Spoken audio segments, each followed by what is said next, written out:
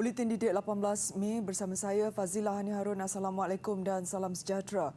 Sebanyak 12 premis jagaan kanak-kanak di Melaka terpaksa ditutup selepas negeri itu mencatatkan 1,378 kes penyakit tangan, kaki dan mulut HFMD setakat 14 Mei lalu.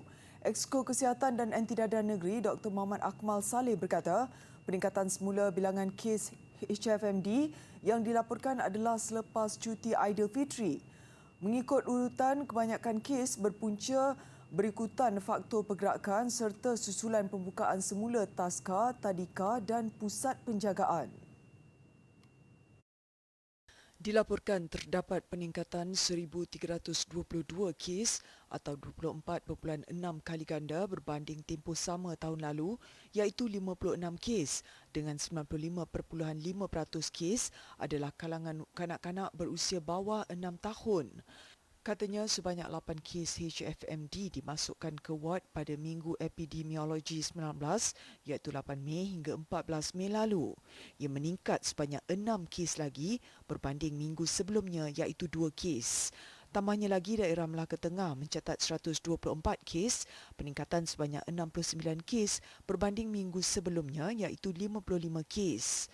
Sementara Alor Gajah dan Jasin yang sebelum ini tiada kes, masing-masing melaporkan 162 kes dan 115 kes.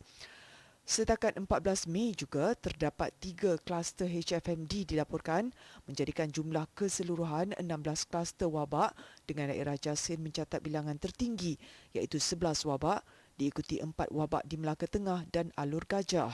Tadika, taska dan pusat jagaan merupakan premis tertinggi berlaku HFMD iaitu 12 kluster. Bagi mengekang penularan wabak, Jabatan Kesihatan Negeri dan Pejabat Kesihatan Daerah telah memeriksa 30 premis setakat ini. Seramai 82 murid tingkatan 4 daripada 6 buah sekolah menerima sumbangan komputer peribadi atau laptop. Pemberian ini merupakan inisiatif Equity Nasional Berhad Equinas dengan kerjasama Yayasan Didik Negara YDN. Majlis penyerahannya berlangsung di Sekolah Menengah Kebangsaan Agama Putrajaya dihadiri Menteri Kanan Pendidikan Datuk Dr. Razzie Jidin. Sebanyak 350 unit laptop diperuntukkan oleh Equinas kepada murid terpilih di seluruh negara. Ini merupakan fasa terakhir penyerahan bantuan pembelajaran digital bagi kegunaan murid tingkatan 4 sesi 2022-2023. Yayasan Didik Negara merupakan agensi di bawah KPM yang bertindak menyelaras bantuan kepada murid terpilih daripada keluarga kurang berkemampuan. YDN sentiasa terbuka untuk bekerjasama dengan mana-mana pihak dan amat mengalu-alukan sumbangan daripada badan korporat dalam usaha memperkasakan pendidikan digital.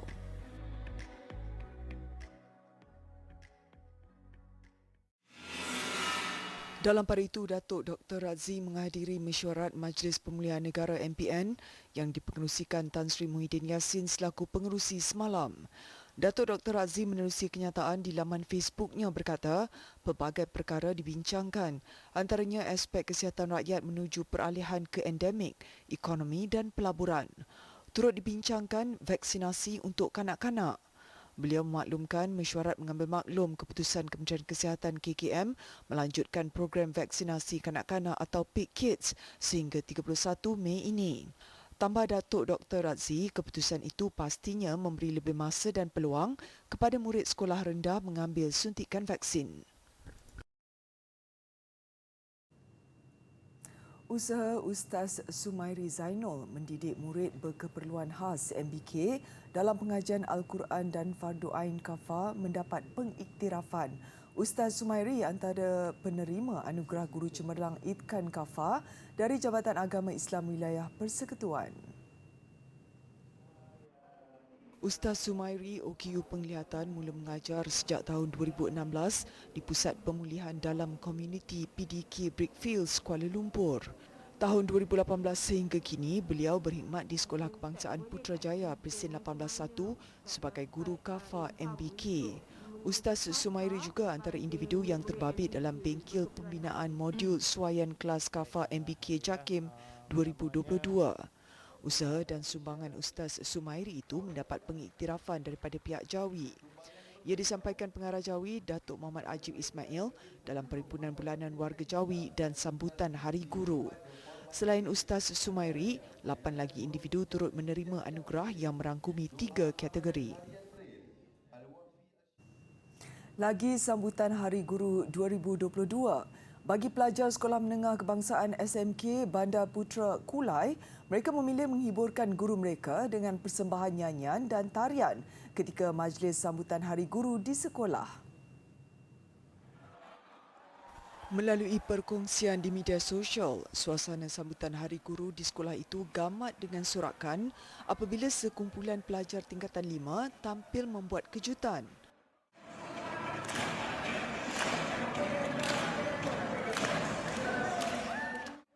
Lagu lain yang dipersembahkan mereka termasuk Uptown Funk dari Bruno Mars dan lagu Baby Shark versi remix. Keadaan tambah gamat apabila kumpulan itu turut menampilkan aksi breakdance. Lebih mengagumkan, persembahan yang dibarisi pelajar daripada pelbagai bangsa dan latar belakang ini turut mengenakan baju Melayu. Para penonton termasuk guru-guru juga dilihat terhibur dengan tarian yang dimimik dari muzik video lagu Bersyukur Seadanya dendangan Hil Husaini. Di Perlis pula, sambutan Hari Guru diraikan sedikit berbeza. Sektor Pendidikan Khas SPK dan Jabatan Pendidikan Negeri JPN Perlis menganjurkan program menderma darah peringkat negeri. Program diadakan di Dewan Pulai Sektor Sumber Teknologi Pendidikan BTPN Perlis di Kangar. Penyelaras program yang juga Ketua Penolong Pengarah SPK JPN Perlis, Saad Harun berkata, kelainan ditonjolkan antara usaha menarik masyarakat melakukan perkara sama. Ia juga sebagai usaha mengisi tabung darah di Hospital Tuanku Fauziah HTF. Sambutan pada pagi ini amat menggalakkan sebab kita bukan sahaja buka untuk guru, ramai juga daripada bank, askar, pelajar-pelajar juga ada turut serta lah, pelajar-pelajar tingkatan 6 pun turut sama menderma juga pada pagi ini. Selain tugas hakiki sebagai pendidik, kumpulan penderma turut menganggap ia sebahagian sumbangan ikhlas mereka kepada masyarakat. Selain pada memberi didikan, beri dan sebagainya, ini juga salah satu perjuangan guru, sumbangan guru untuk negara, bukan sekolah sejahtera saja tapi negara sejahtera. Kadang-kadang kita menerima, kadang kita memberi. Hari ini saya memberilah, menderma untuk menderma darah lah untuk apa ni, keperluan untuk orang lain lah nanti insya-Allah. Rasa bangga lah dapat bantu orang yang memerlukan darah yang lain ya. Dah lama dah disebabkan PKP, lepas tu macam kes meningkat jadi tak berani nak pergi hospital. Jadi sekarang dah macam daripada war-warkan, so semangatlah nak semua. Program dengan kerjasama kaki tangan HTF ini juga merupakan acara tahunan setiap kali sambutan Hari Guru di Perlis.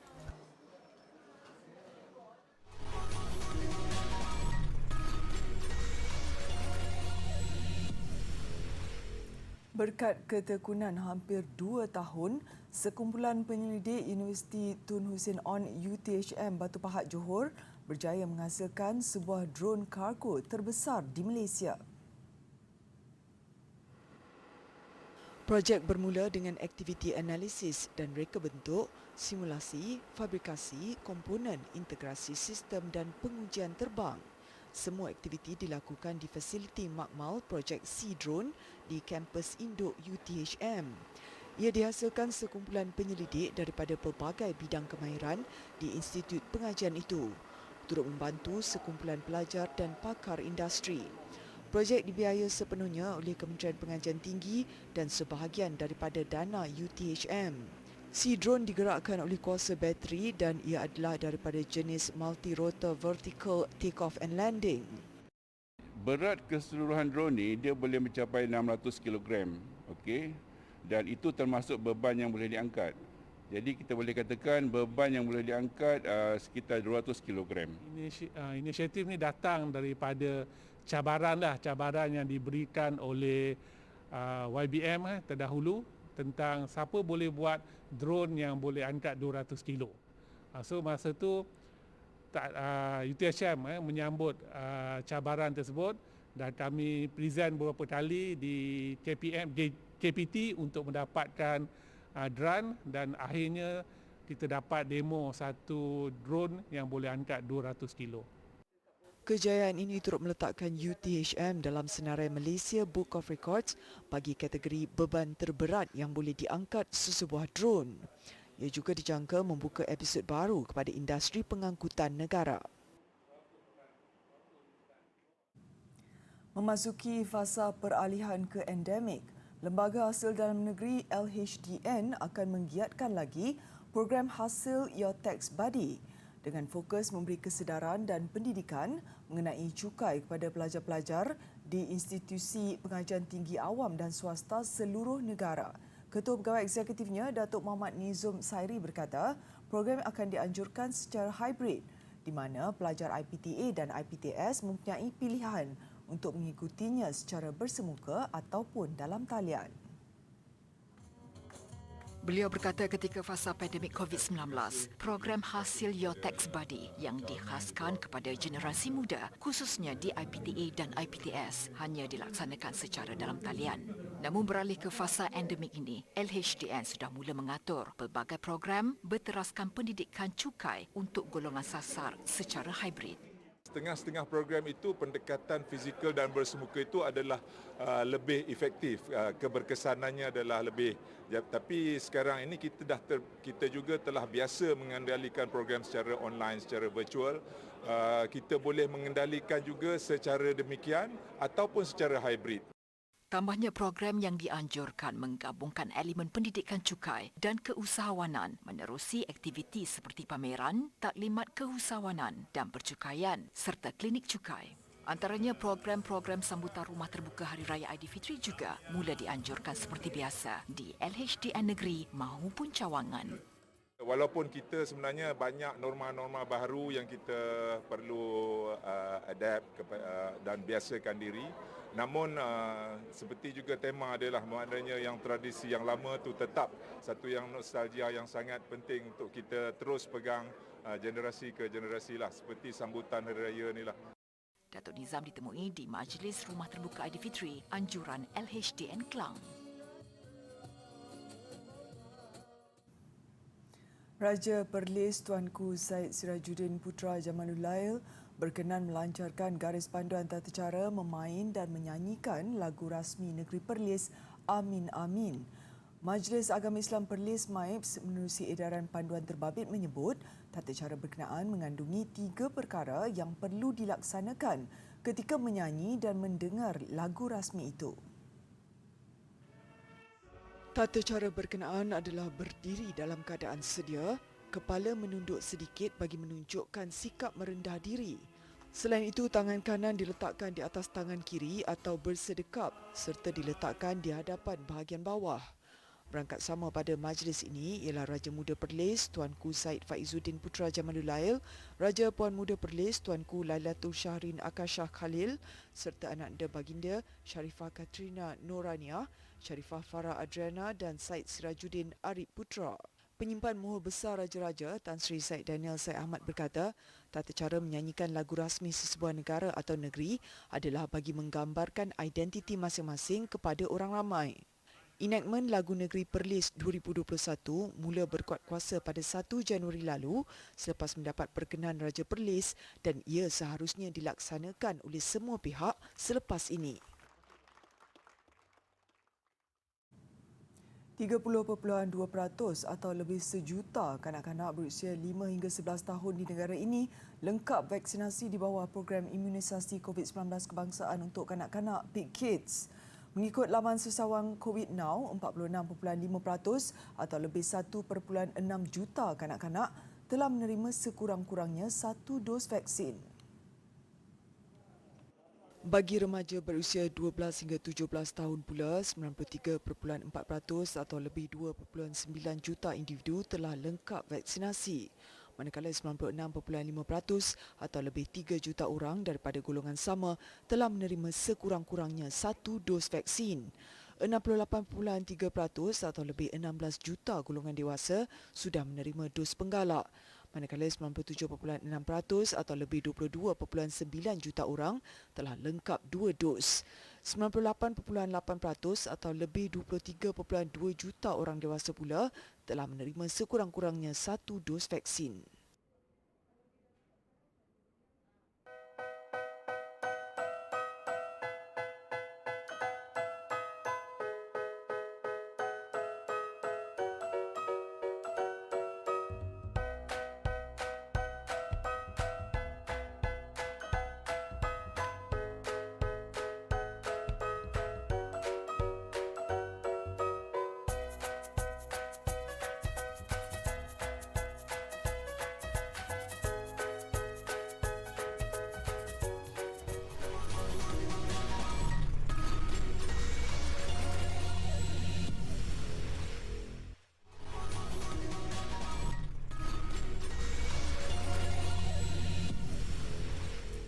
Sesuai dengan kedudukannya sebagai negara berpenduduk paling ramai di dunia, China mempunyai lebih 240 juta penduduk menerima pendidikan di peringkat universiti. Menurut laporan Kementerian Pendidikan China, tahun ini jumlah mereka yang menerima pendidikan di peringkat tinggi ialah lebih 44.3 juta orang. Ini selaras purata 13.8 tahun pendidikan yang perlu dilalui oleh penduduk di China sebelum mereka memasuki alam pekerjaan.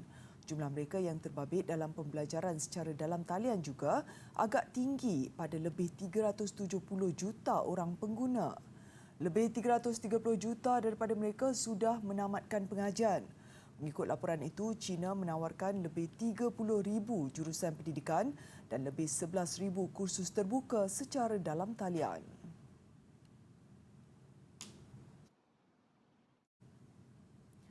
Masalah kekurangan air di Pakistan semakin membimbangkan. Menurut pakar alam sekitar, keadaan itu dibimbangi akan mengheret negara itu ke arah kebuluran. Keadaan dipercayai berpunca akibat suhu panas yang melanda India dan Pakistan sejak penghujung April lalu. Hampir seluruh kawasan di negara itu terkesan, antaranya di wilayah pertanian Tarpakar. Banyak kawasan pertanian musnah akibat suhu panas dan kurang hujan. घर वग़ैरह आहे उहो पई असांजो डठा पिया आहिनि तव्हां ॾिसो पिया साम्हूं उन वजह सां असां वटि पाणी जी ॾाढी कमी आहे माना ऐं पखी पिंजण उहो जीत जानवर सभु असां वटि माना बोरान आहे पाणी जो सफ़ा बोरान तमामु उन वजह सां अव्हांखे अर्ज़ु करूं था त असांजो अर्ज़ु मञो त पाणी जी जेको आहे जो असांखे पाणी वधाए ॾियो. Kunri yang pernah mendapat julukan kawasan Cili Merah Asia antara yang turut terjejas akibat perubahan cuaca itu. 3 साल के अंदर अंदर जो 80% पूरे मुल्क का पैदा करता था, आज अगर 3 साल पहले जो थी उसका आज इस करंट ईयर का मैं बता रहा हूँ कि 20% भी मैं ज़्यादा कह रहा हूँ, इससे भी कम है. लेकिन जो लगाई है लोगों ने उसको भी इस तरीके से अभी ट्रांसप्लांट किया है मिर्च को. Turut terjejas pengusaha tanaman limau, falsa dan mangga. Mereka mendakwa kekurangan air menyebabkan tanaman mereka mengecut. Adakah anda suka bercucuk tanam? Apakah yang diperlukan untuk mendapatkan tumbuhan yang subur dan sihat? Okey, di sini saya kongsikan dengan anda aktiviti Mari Berkompos. Okey, kita akan buat baja kompos yang mana bahan-bahan yang digunakan adalah bahan berasaskan karbon ataupun kita panggil bahan perang, bahan yang berasaskan nitrogen yang kita panggil bahan hijau, tanah dan juga air. Okey, antara bahan yang kita gunakan adalah sayur-sayuran, lebihan sayur-sayuran dan buah-buahan, daun dan juga rumput dan juga surat khabar lama. Okey, nampak mudah bukan? Jomlah cuba.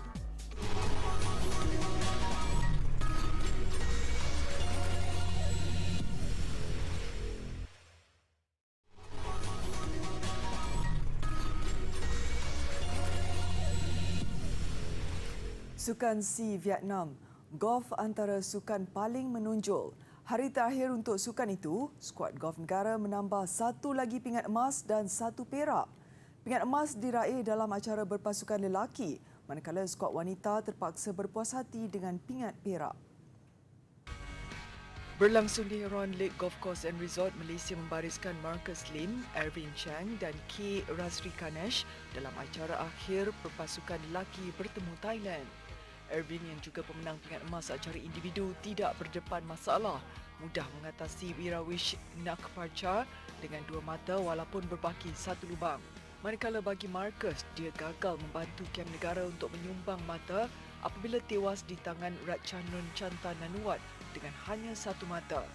Giliran Razri Kanesh bertemu Pongsapak Lau Pak Di, pemain muda berusia 18 tahun itu cemerlang mengawal kelebihan sejak di lubang keempat, sekaligus mengutip 1 mata di hujung permainan bagi memutlakkan keputusan penuh 2-1 ke atas Thailand.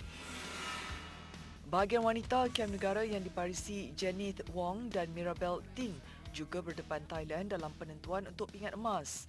Janith kalah 1 lubang kepada Ila Galitsky sementara Mirabel mensia-siakan kelebihan 3 mata sebelum berakhir dengan keputusan seri ketika menentang Natharita Vongtavilap. Tamat permainan, skuad wanita negara tewas 0.5 berbalas 1.5 mata. Sukan C Vietnam, skuad golf negara mencatat keputusan paling gemilang dalam sejarah Sukan C apabila membawa pulang 2 pingat emas, 1 perak dan 1 gangsa.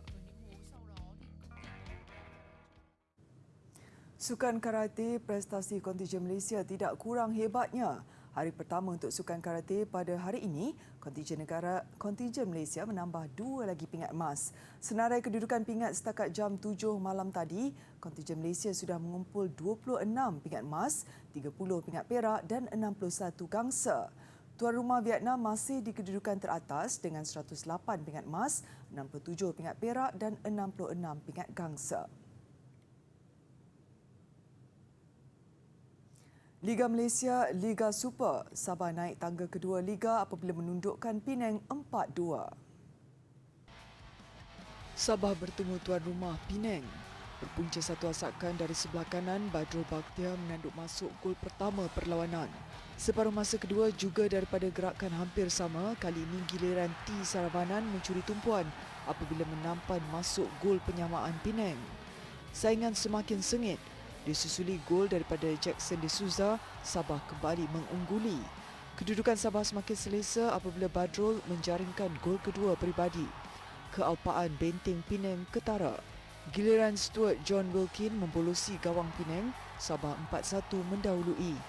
Di sebalik menjaringkan 1 gol lagi, kali ini menerusi Hilal El-Helwi, Penang gagal menafikan penguasaan Sabah. Penang 2, Sabah 4.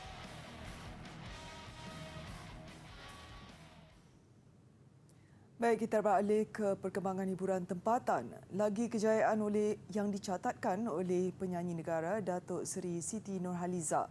Terbaru wajah beliau antara yang dipaparkan di papan iklan digital Times Square, New York, Amerika Syarikat. Penghormatan itu adalah sebahagian daripada kempen platform penstreaman muzik digital Spotify.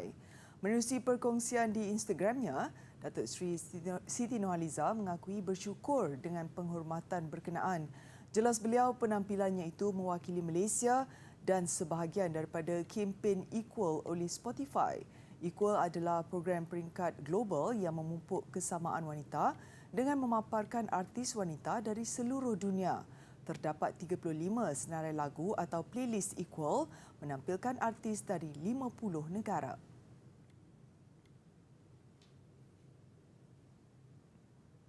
Visual pertandingan akhir kapal terbang kertas di Salzburg, Austria mengakhiri buletin didik malam ini. Seperti yang pernah dilakukan oleh kebanyakan kita, pertandingan itu membabitkan pelbagai kategori, antaranya masa paling lama di udara dan jarak paling jauh. Saya Fazlani Harun, salam hormat dan Assalamualaikum.